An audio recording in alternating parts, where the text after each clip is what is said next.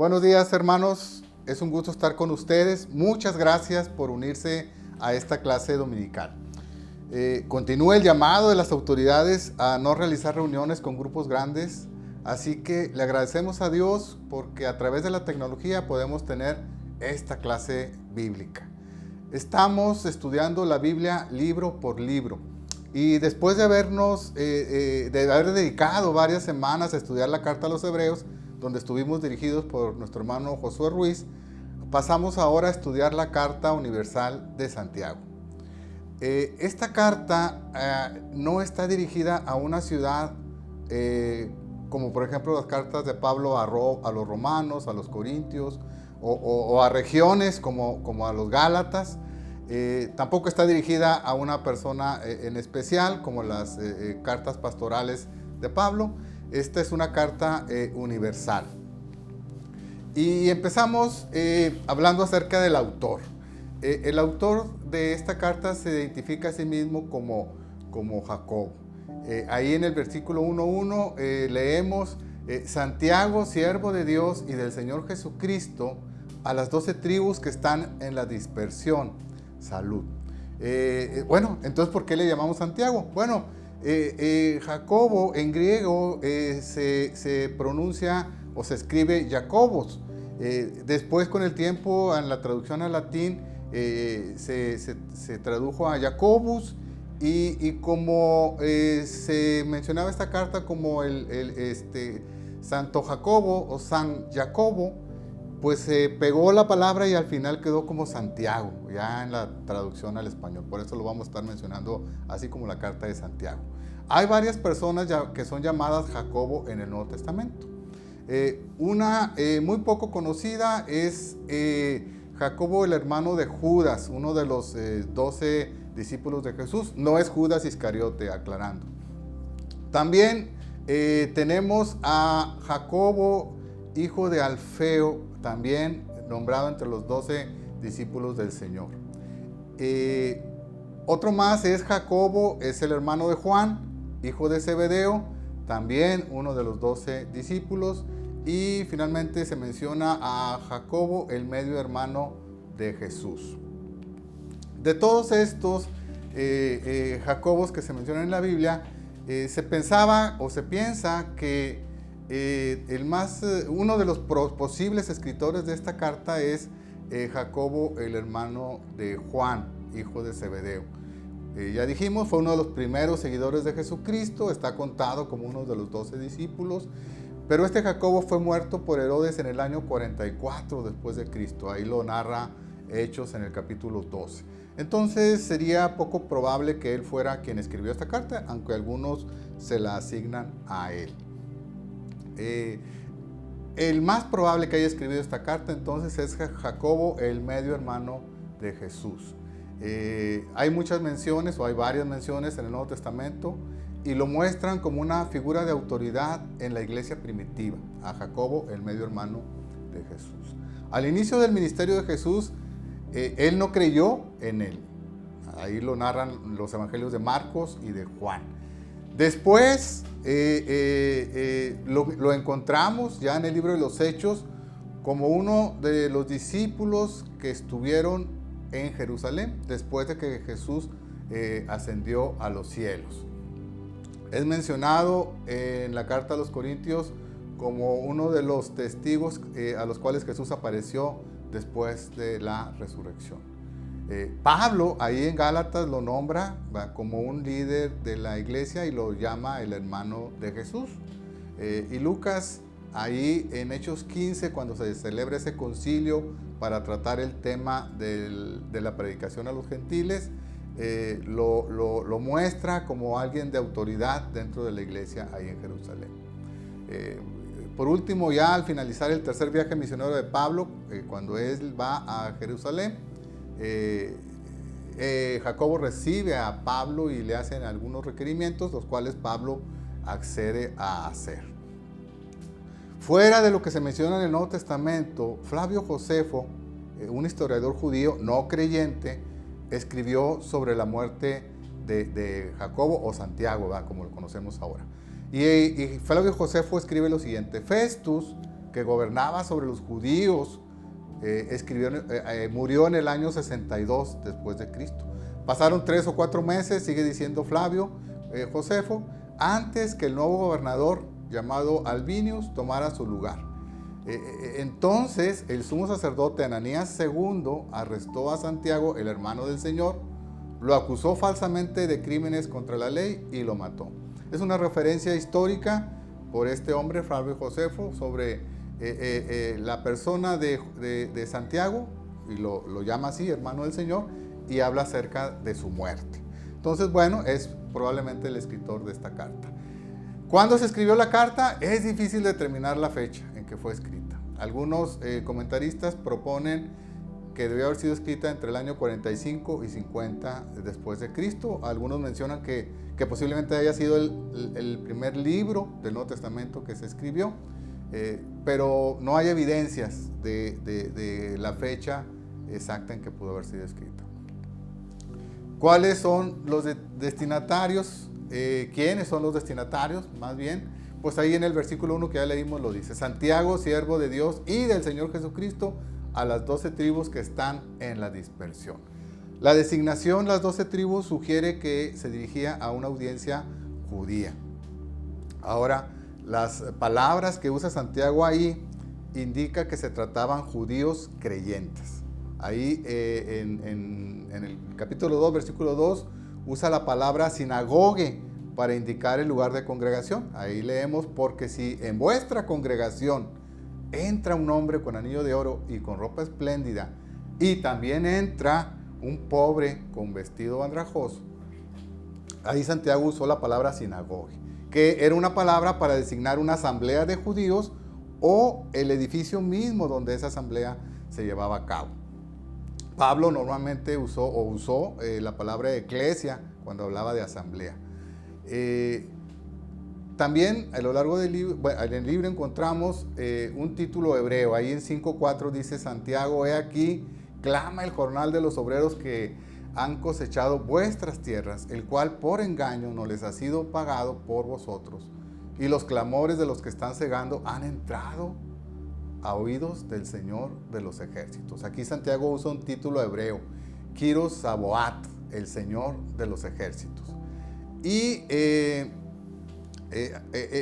la carta, en algunos versos, usa la palabra hermanos. Por ejemplo, en el 2:1 dice: hermanos míos, que vuestra fe en nuestro glorioso Señor Jesucristo sea sin acepción de personas. En el 5:7 dice: por tanto, hermanos, tened paciencia hasta la venida del Señor. Entonces, toda esta evidencia nos indica que los destinatarios de esta carta eran judíos creyentes. ¿En qué lugar estaban estos destinatarios? Bueno, pues estaban definitivamente fuera de Jerusalén. Como dije al inicio, no se habla de un lugar específico, como en las cartas de Pablo.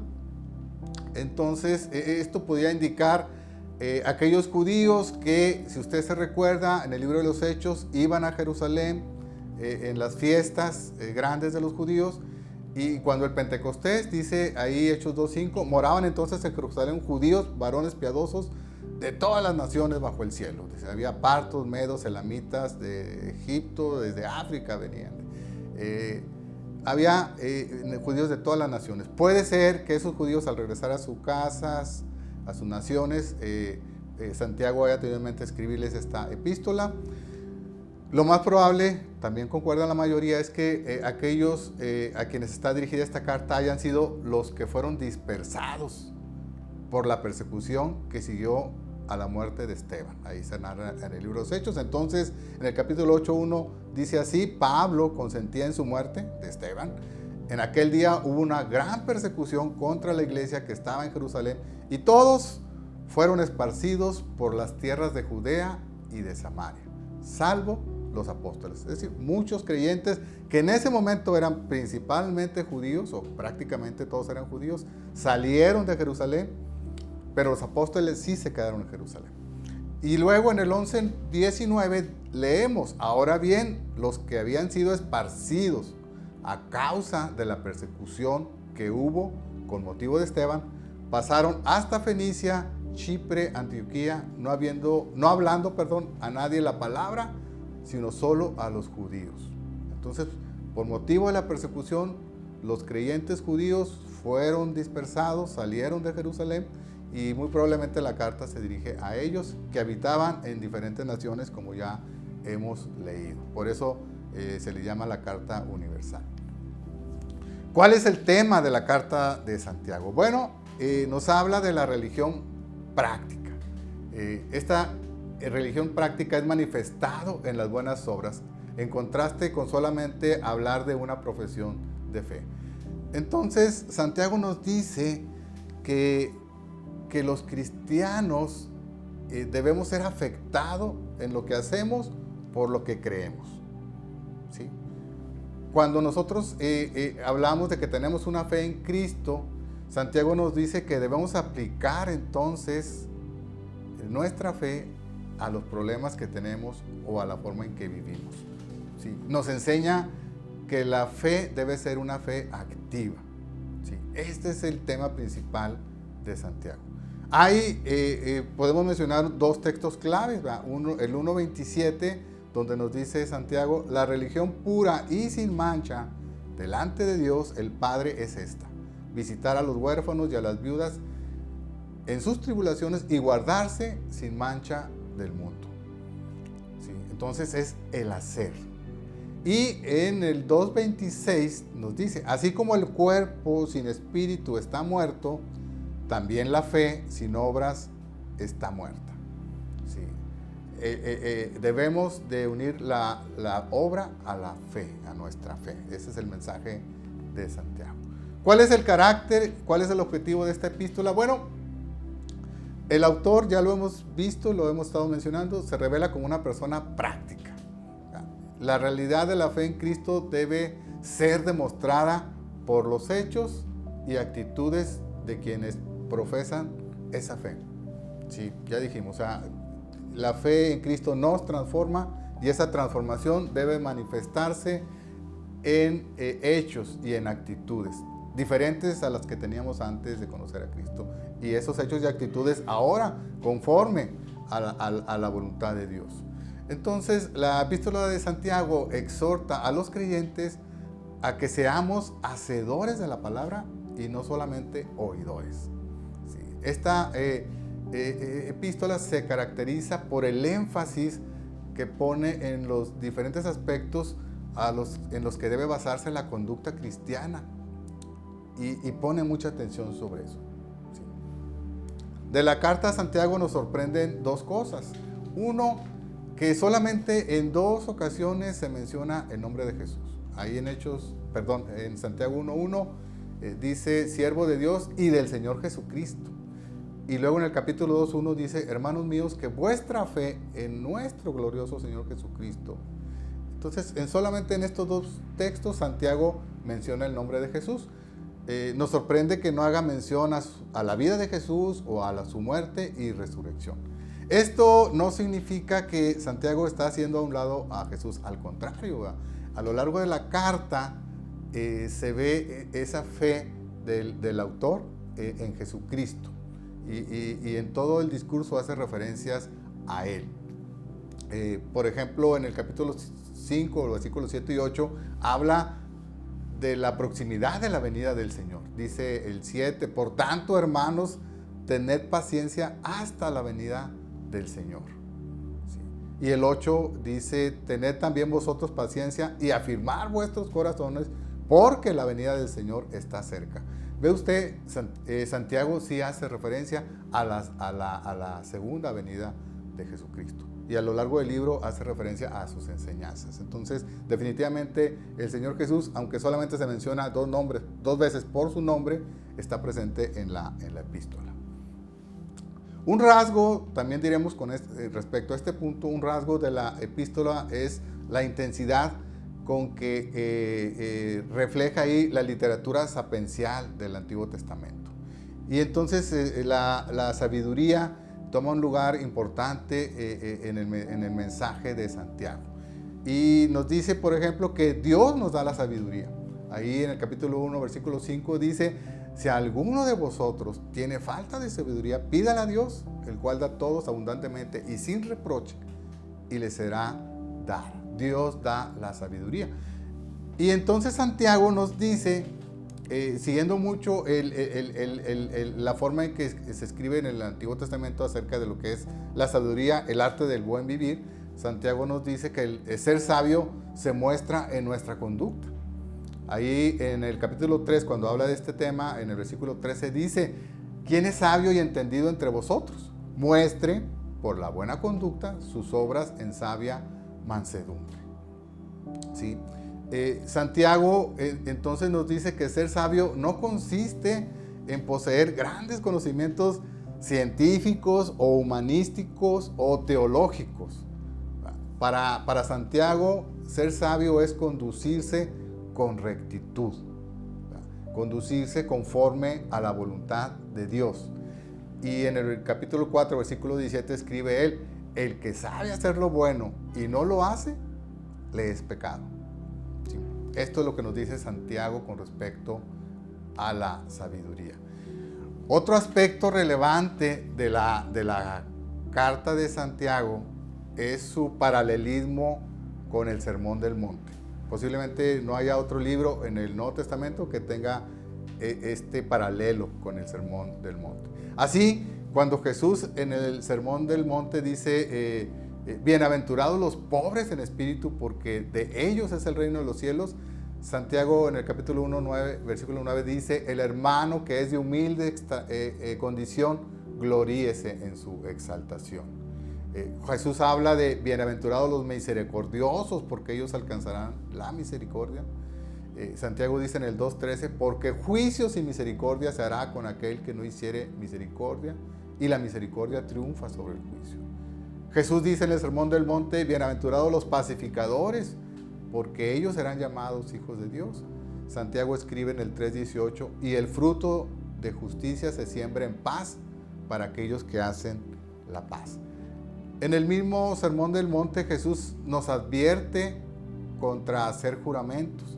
Y Jesús dice: pero yo os digo, no juzguéis ni de ninguna manera, ni por el cielo, porque es el trono de Dios, ni por la tierra, porque es el estrado de sus pies, ni por Jerusalén, porque es la ciudad del gran rey, ni por tu cabeza jurarás, porque no puedes hacer blanco o negro un solo cabello. Pero sea vuestro hablar sí, sí, no, no, porque lo que es más de esto, de mal procede. Así lo mencionó Jesús con respecto a su advertencia de los juramentos, de hacer juramentos.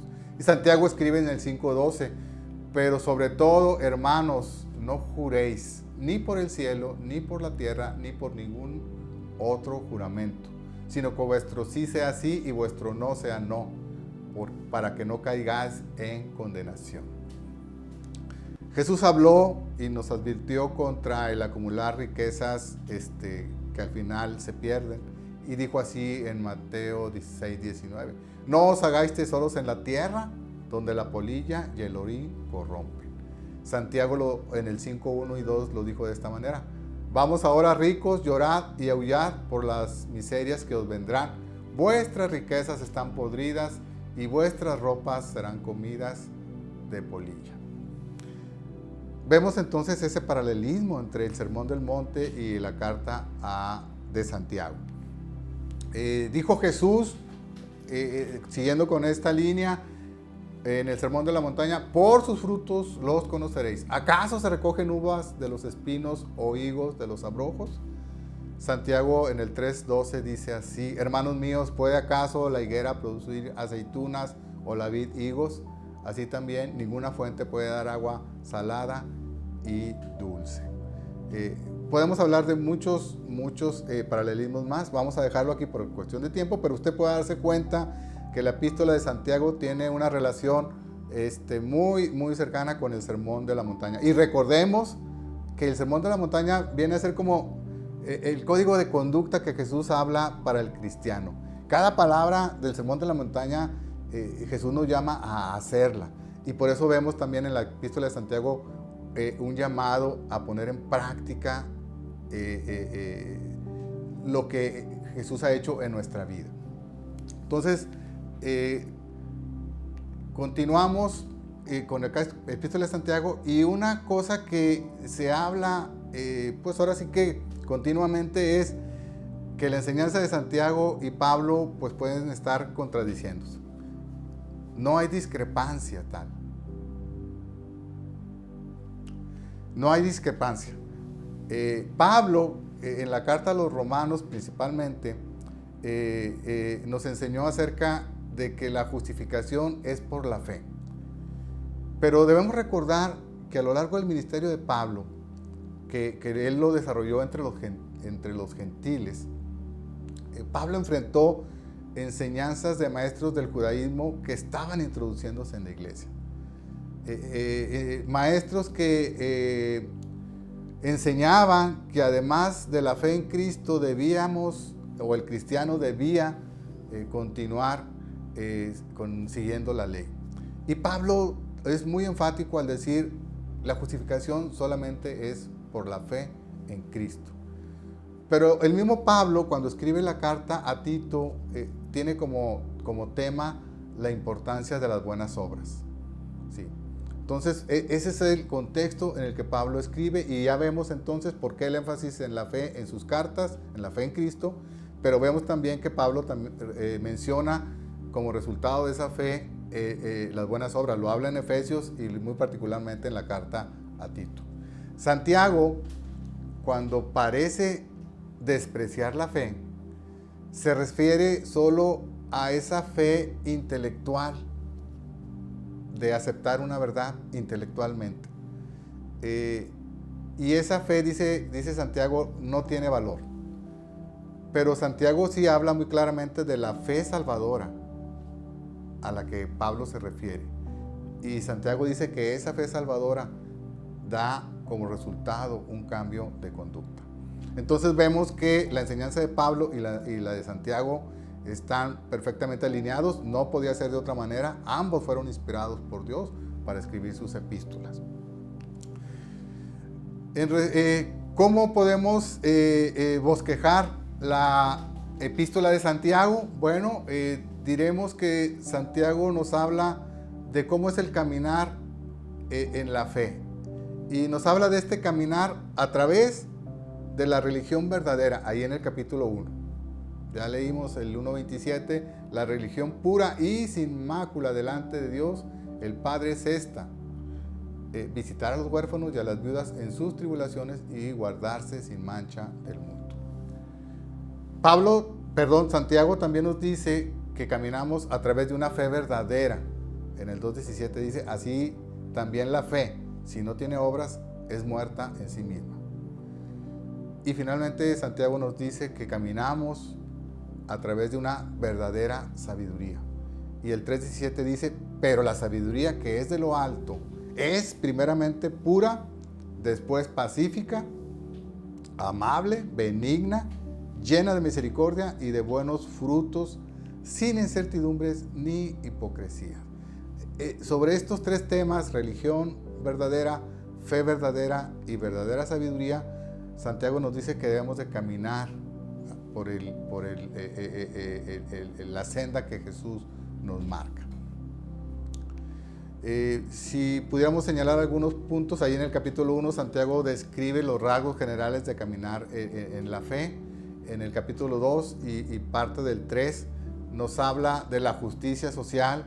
Habla también en su discurso sobre lo que es la fe en acción. Y finalmente del 3:13 hasta terminar la carta, Santiago compara y contrasta la diferencia entre lo que es la sabiduría terrenal y la sabiduría que proviene de lo alto. ¿Sí? La sabiduría terrenal, dice él, produce contiendas. La sabiduría de lo alto, dice, es pura, es de amor. Santiago también nos pide alejarnos del mal y acercarnos a Dios. También en esta última parte, Santiago reprende severamente a los ricos que acumulan riquezas y a aquellos que piensan que son autosuficientes. ¿Sí? Hace un llamado a depender de Dios y a no acumular riquezas. Y también Santiago anima a los creyentes a ser pacientes en el sufrimiento. ¿Cómo hacer esto? Dice también orando y cuidándose unos a otros y reforzando nuestra fe a través del compañerismo. Estas son algunas de las enseñanzas así generales que nos marca Santiago en su epístola. Entonces, volvemos a enfatizar, Santiago establece pues lo que es la conexión básica entre la fe y las obras. Hay una relación entre fe y obras y es lo que Santiago está resaltando. Esto es importante. Los judíos cristianos a quienes está dirigida esta carta tenían muy arraigada la ley mosaica y el sistema de obras en ellos. ¿Sí? Entonces Santiago dedica buena parte de esta epístola para explicarles la verdad. Y la verdad ya lo había mencionado Pablo ahí en Gálatas 2:16, sabiendo que el hombre no es justificado por las obras de la ley, sino por la fe de Jesucristo. Así lo marcó Pablo ahí en la epístola a los Gálatas.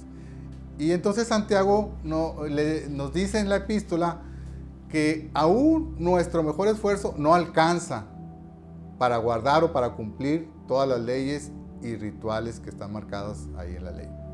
Dice el capítulo 2, 8 y 9 lo siguiente: si en verdad cumplís la ley real conforme a la Escritura, amarás a tu prójimo como a ti mismo, bien haces. Pero si haces acepción de personas, cometes pecado y quedas convicto por la ley como transgresor. No hay esfuerzo humano que nos lleve a cumplir toda la ley como los judíos trataban de hacerlo. Y por eso Santiago les dice, no es por ahí. Entonces Santiago dice más adelante que transgredir o quebrar la parte más pequeña de la ley los hace culpables de toda ella. Ahí en el 10 también del capítulo 2 dice, porque cualquiera que guardare toda la ley, pero ofendiera en un punto, se hace culpable de todos. Entonces, es la fe en Jesús la que produce después las obras. No se puede de otra forma. Es lo que nos dice Santiago. ¿Cómo aplicamos la carta a nuestra vida? Bueno, el libro de Santiago es un reto para los seguidores de Jesucristo. Él nos dice que no solamente hay que hablar de nuestra fe, sino que hay que caminar en la fe. Caminar en la fe, dice Santiago, requiere crecimiento y conocimiento de la palabra. La epístola de Santiago es desafiante. En 108 versículos que componen la epístola hay 60 obligaciones. ¿Sí? 60 obligaciones. Sin embargo, no veamos la epístola como un conjunto de reglas. No, Santiago se enfoca en la verdad de las palabras de Jesús. Ya lo vimos como la referencia a Jesús en el Sermón del Monte. Y Santiago entonces nos motiva a actuar sobre lo que Jesús enseñó en el Sermón del Monte. La epístola también descarta la idea de que uno puede convertirse en cristiano y continuar viviendo el pecado. No es posible. Aquella persona que cree en el Señor Jesucristo debe exhibir el fruto de justicia. Es lo que declara Santiago. Nos dice que la verdad o la fe intelectual, es compartida incluso por los demonios, quienes creen y tiemblan. Entonces esa fe intelectual no puede salvar. La verdadera fe está respaldada por las obras que siempre la acompañan. Ciertamente Pablo ahí en la carta a los Efesios dice que somos salvos por gracia, por medio de la fe, pero en el versículo 10 también nos dice que somos hechura suya, creados en Cristo Jesús para buenas obras, las cuales Dios preparó de antemano para que anduviésemos en ellas. Las buenas obras no son la causa de la salvación. Las buenas obras son resultado de la salvación. Es lo que nos dice Santiago. Muchas gracias por su atención. Les animo a leer durante la semana la epístola de Santiago. El Señor les bendiga.